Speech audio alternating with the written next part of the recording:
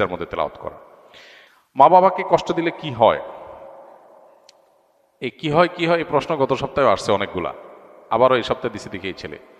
মা বাবাকে কষ্ট দিলে কি হয়, কি হবে? কবিরা গুনাহ হয়। মা বাবাকে কষ্ট দিলে কি হবে? কবিরা গুনাহ হবে। আর কবিরা গুনাহ করলে, মহাপাপ হলে তার শাস্তি জাহান্নাম, আর দুনিয়াতেও লাঞ্ছনা অবধারিত। এই জন্য আল্লাহ তাআলা বলেছেন যে মা বাবা তাদেরকে কখনো ধমক দিয়ে কথা বলা যাবে না, এবং তাদেরকে উফ বলা যাবে না। তাদের সামনে আব্দুল ইবনে আব্বাস রাদিয়াল্লাহু আনহু বর্ণিত এক হাদিসে আছে, তিনি বলেছেন যে মা বাবার সামনে কাপড়ও ঝাড়া যাবে না, যে কাপড়ের ধুলাবালি এটা ঝাড়বে মা বাবার সামনে, এটাও বেয়াদবির শামিল, এটাও উকুকুল ওয়ালিদাইন বা মা বাবার অবাধ্যতার শামিল।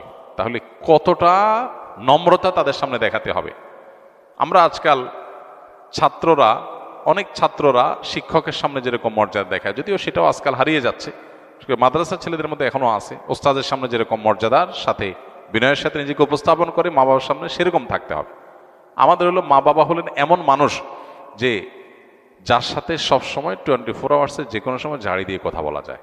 বিশেষ করে মা মানুষটাই এমন, আমরা মনে করি যে চোখ বন্ধ করে অটো ঝাড়ি দেওয়া যায় যাকে, তিনি হলেন কে?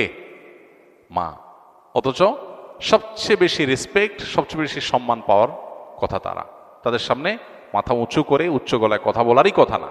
কিন্তু আমরা নিয়মিত নামাজ কালাম পড়ে অনেক তালেবে ইলমও আছে মা বাবার সামনে এরকম আচরণ করেন। ওস্তাদের সামনে বিনয়ী, মা বাবার সামনে দুরাচরণ করছে। ওস্তাদ এত বিনয়ের হক রাখেন না, ওস্তাদের এত অধিকার নাই যত অধিকার কার আছে? মা বাবার আছে, কিন্তু সেটার খবর নেই।